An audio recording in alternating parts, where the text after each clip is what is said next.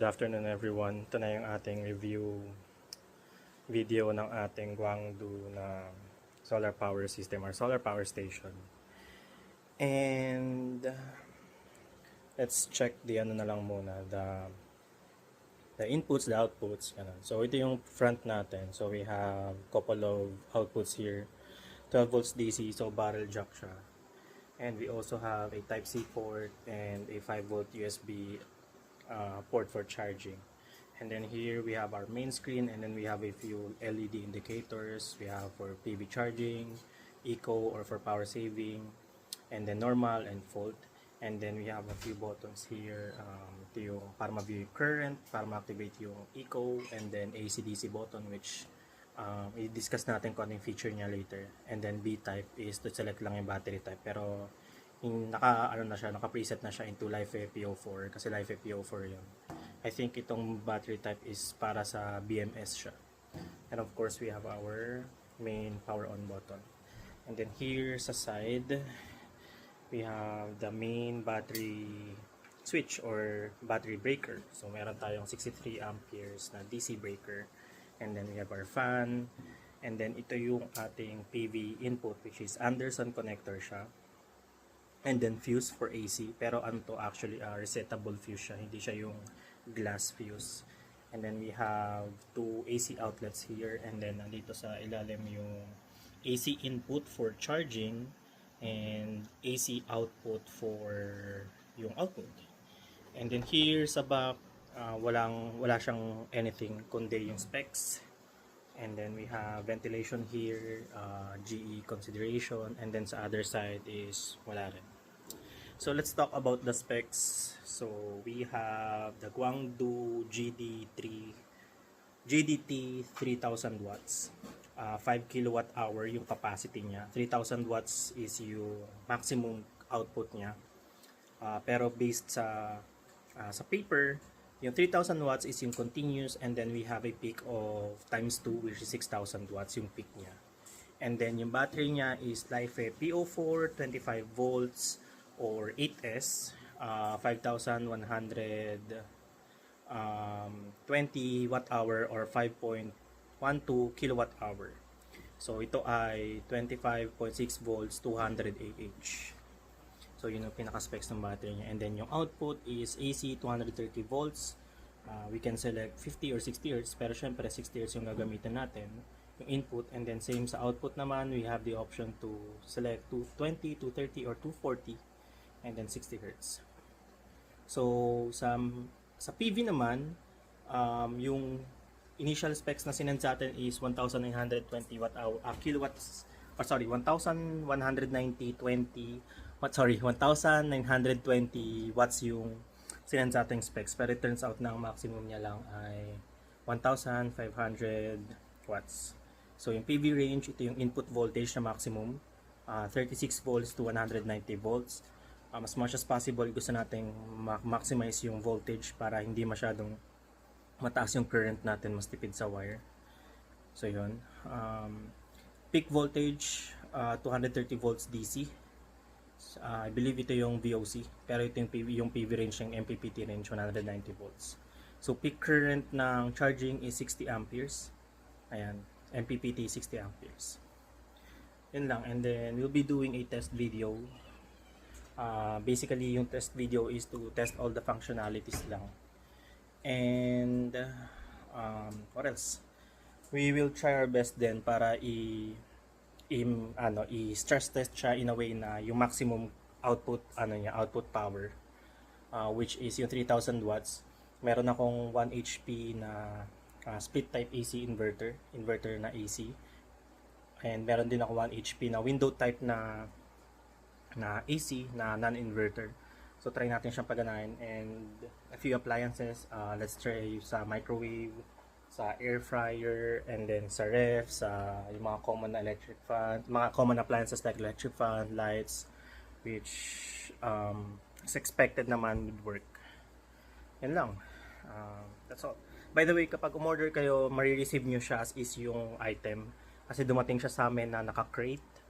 So hindi namin may bibigay sa inyo yung crate kasi we have to unbox it, we have to remove it from the crate to make sure lang na walang damage yung item, walang UP or anything.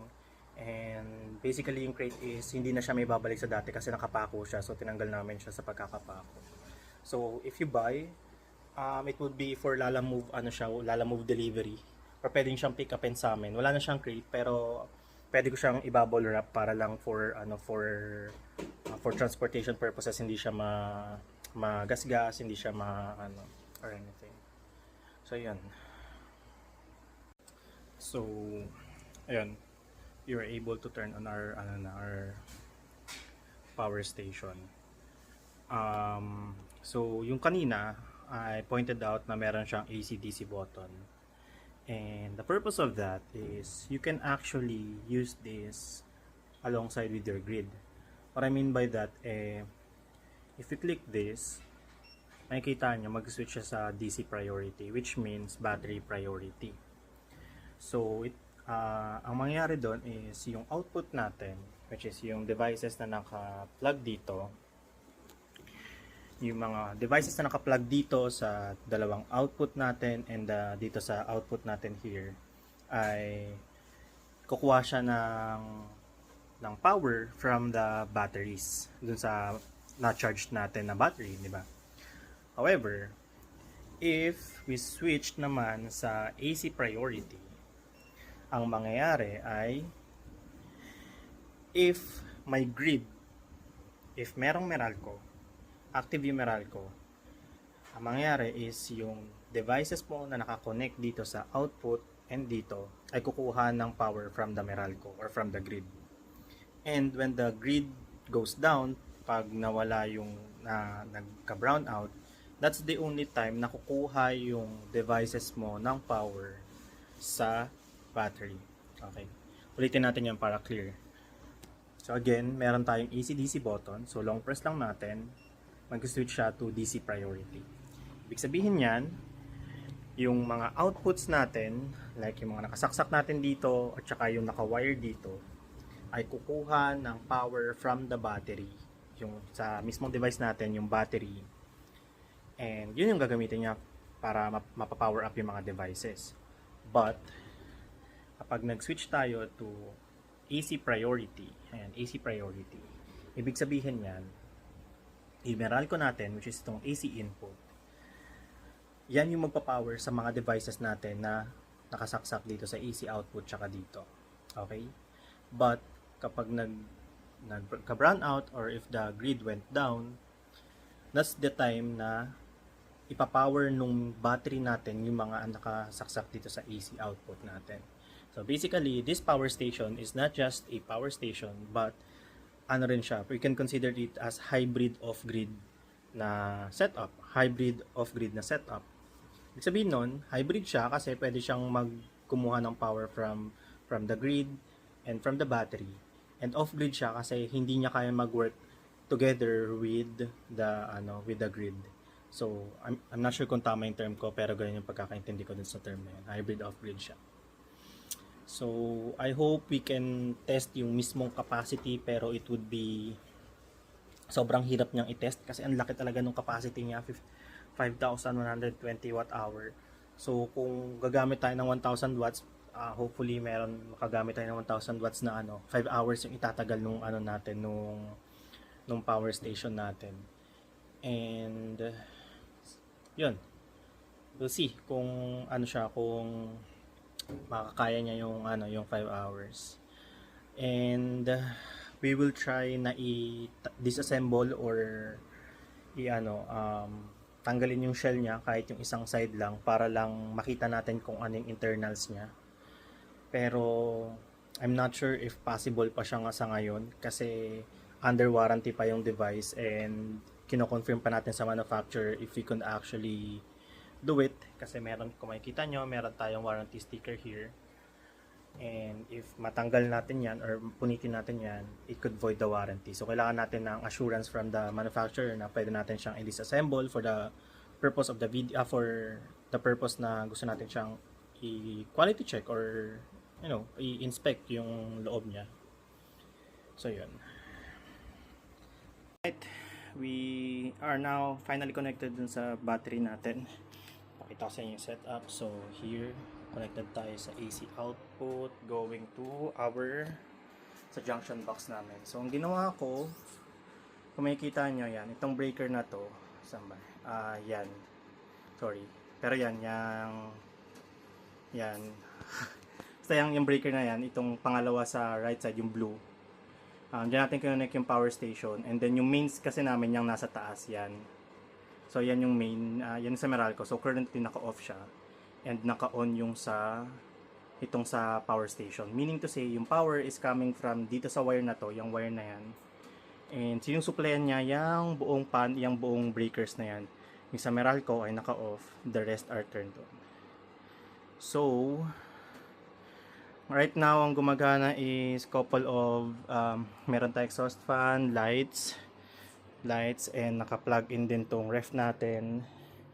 And then, naka-on yung naka-on tong natin, itong split type AC. Paano ba natin makikita na konto? Ayan, naka-power. And then, meron din tayong lights dito, and then meron tayong electric fan. And one more thing ay naka-on din yung 1 horsepower na window type na AC natin sa taas, which is non-inverter siya. So expected mo na mas mataas yung current nun. Mas mataas yung power nun. And the fact na kaya ng power station yun, meaning to say, kaya niya pa ng mas malaki kasi kung kaya ng dalawang 1 horsepower, di ba? And non-inverter yung nasa taas, ito inverter type to na inverter to na Daikin. So kaya niya rin yung, let's say, 2 horsepower na inverter type na split type, or kahit hindi split type, as long as inverter type siya na AC. Although medyo theoretical siya ngayon, or 'di ba, theoretical siya kasi in theory lang naman based sa paper. Pero kung iisipin natin kung kaya niya ang isang 1 horsepower, dalawang 1 horsepower, yung isa na inverter, isang inverter, what would stop us na paganahin yung 2 horsepower na inverter type, right? And I also have here my PC. Medyo magulo lang sa kwarto kasi we have a few projects na going on. I'll try to plug in my PC. Ayun, doon tayo nag-shutdown. So, right after ko isaksak yung AVR nung PC ko, the power went out.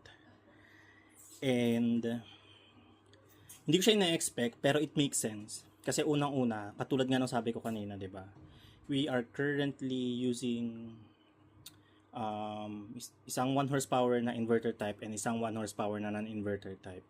And then we also have lights, meron tayong exhaust fan, meron tayong electric fan, meron tayong ref. And right now, yun, so may 220 volts nga tayo. Hindi natin makita yung current usage natin in terms of watts kasi wala yung meter ko. I'm thinking of a way kung paano ko siya ma-test. Pero soon we will be able to test that. Pero yun nga, sabi ko kanina, pagsaksak ko nung PC ko, what happened is it went out yung power. And it makes sense kasi yung AVR, sobrang laking inductive load nun. And once na isaksak mo yun, sa unang-unang saksak mo nun, talagang malaki yung surge nun. Almost 2 times or 2 to 3 times ng rated power niya. So, ayun. So, nag-trip out yung system natin or yung power station natin. Which is a good thing kasi unang-una, if hindi siya nag-trip out and na-reach niya yung maximum power niya, it means na hindi gumagana yung safety features natin, right? Pero the fact na nag-trip out siya meaning to say, gumagana yung safety features niya. And, yun, gusto ko lang pakita sa inyo din yung reality of owning one.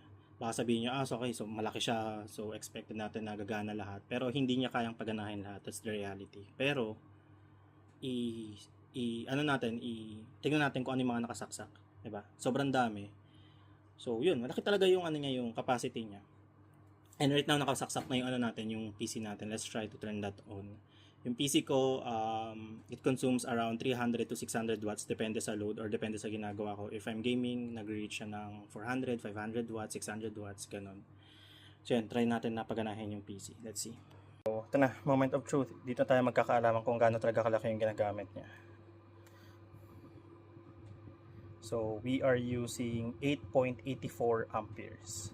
So we'll try to multiply that. So we are at the lowest temperature, maximum fan speed. And then our computer is currently turned on. Restart lang siya. And gaya ng sabi ko kanina, lights. We have our refrigerator, then lights ulit here, and then exhaust fan. Nagana to. Paganahin na rin natin to. Ayan. So currently we are using 8.6 amperes. If we multiply that, we are using around 2,000 watts. Ayan. So 230 times 8. Alright, so we are currently charging. So AC input 225 volts, and then yan yung indicator natin na charging siya. So what we did is sa AC input, ayan, AC input yan, and then going there. So charging natin siya. So currently we are reading about 3.2 amperes. So if my calculation is correct, around 700 watts. Kasi yan, so 700 watts charging.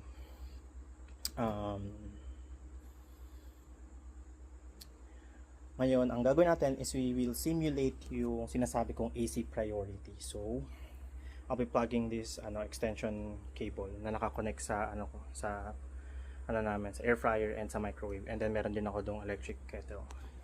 So let's plug this in. Sorry, hindi kita. Sensyahan nyo na yung camera ko, guys. Alright, so it's currently turned on. Let's try boil some water. Alright, so itong kettle namin is rated siya for 1,500 watts. So yan, yun yung doon siya kasaksak going, ayan, yun yung wire, and then doon. So dinig naman ata. So naka-red. Ewan ko kung kita. Pero yan, naka-on naman siya. And then, so yan. Currently, naka-AC priority tayo. Right? So it means that itong meter natin, it should be reading high. Yan, 8 amperes. Why?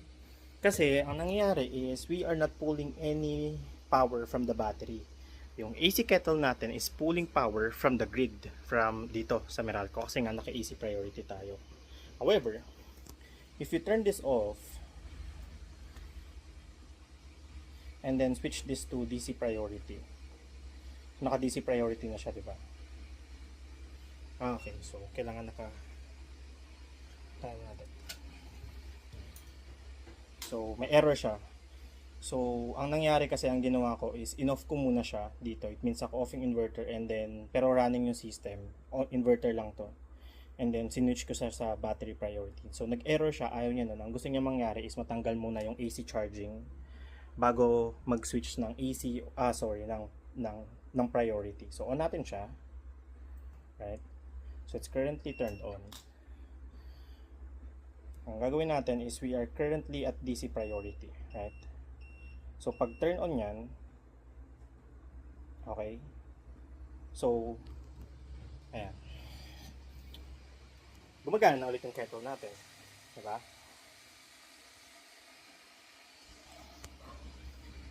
Okay. Ngayon, pag sinaksak ko to, the system should charge. Right? So, charging siya. Ayan, meron tayong AC input. Ayan, yung nagbe-blink. And, yung meter natin is reading. Tayo natin mag-loading.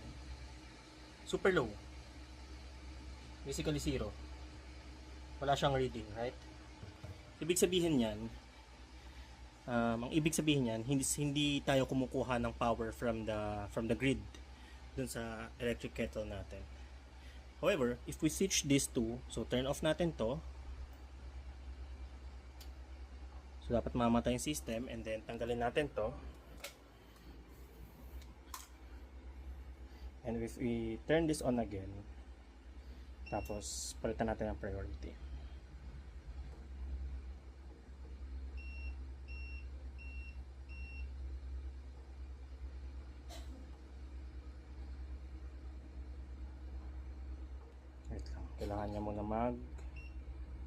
Yan. So, naka-easy priority na tayo. Pero, gumagana pa rin yung kettle natin. Right? Gumagana pa rin yung kettle natin. Kasi, the reason for that, kasi battery nga yung ano natin, yung priority natin. Pero, once na magkaroon tayo ng AC, once na bumalik sa Meralco, kay AC na siya kukuha ng power. Right? So, hindi na siya kay inverter kukuha.